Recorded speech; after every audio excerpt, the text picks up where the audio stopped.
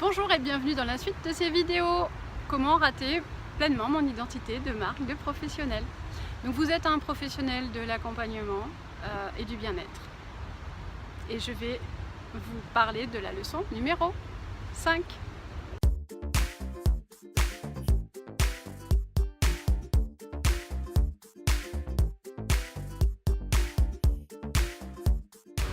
Je me présente, je suis Peggy, révélatrice d'identité et fondatrice de Couleur Essence. La leçon numéro 5, le storytelling. Ça c'est fabuleux le storytelling. Effectivement, ce que les gens achètent quand ils font appel à un professionnel du bien-être ou un professionnel de l'accompagnement, au-delà de sa qualité de prestation, c'est vraiment la personne qu'il est. Et aujourd'hui, c'est vrai que beaucoup d'entre nous faisons une sorte je me fais attaquer par des bêtes de storytelling. Storytelling, c'est raconter son histoire personnelle. D'où on est parti, les casseroles qu'on a rencontrées, et c'est un peu une sorte de parcours du héros comme ça.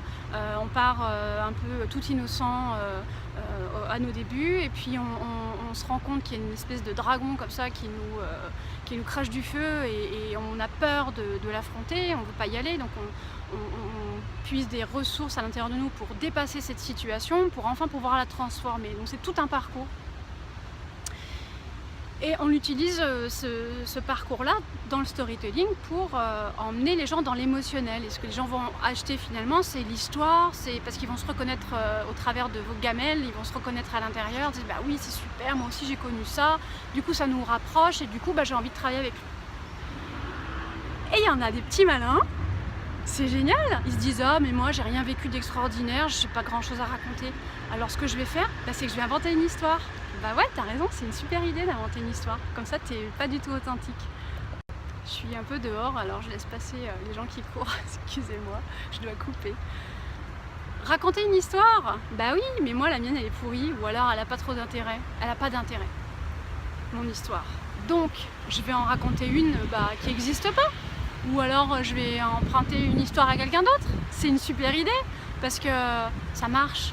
Les gens, ils ont été vraiment émus. Moi-même, j'ai été émue par cette histoire. Alors, je vais me la réapproprier et puis je vais la réutiliser et puis je vais changer quelques paramètres, puis je vais enrober un peu les choses.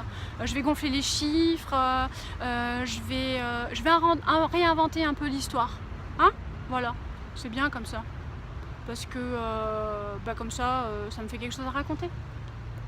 Alors le storytelling, les amis, vous avez toujours quelque chose à raconter qui vient vraiment de vous. Vous n'avez pas besoin d'en mettre des caisses et vous n'avez pas besoin d'inventer ou de réinventer les choses.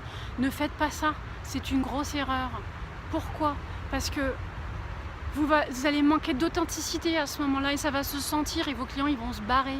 Parce que si vous n'êtes pas authentique, soit les bons clients pour vous vont partir et du coup vous les aurez pas, et ceux qui vont venir vers vous, c'est tous les autres clients qui sont pas pour vous.